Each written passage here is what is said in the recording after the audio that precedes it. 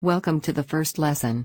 Today, we are going to briefly introduce CLEO system and explain what we are trying to accomplish with it. Our goal is simple. We would like to improve efficiency by consolidating our disparate systems into one and eliminate any duplicate tasks. Additionally, the new system will be intuitive, so users can easily learn how to use it. It will be also based on the latest technologies, so it will be fast and more stable.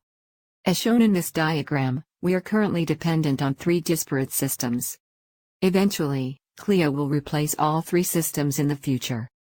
However, we must replace them gradually, as users will need time to adjust to the new system.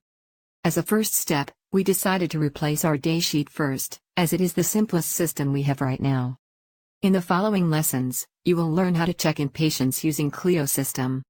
Once front desk begins to use CLEO system, billers will be able to send claims using the new system, as billing module is already completed.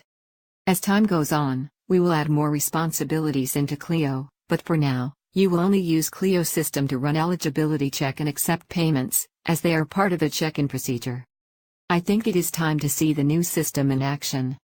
Please proceed to the next lesson.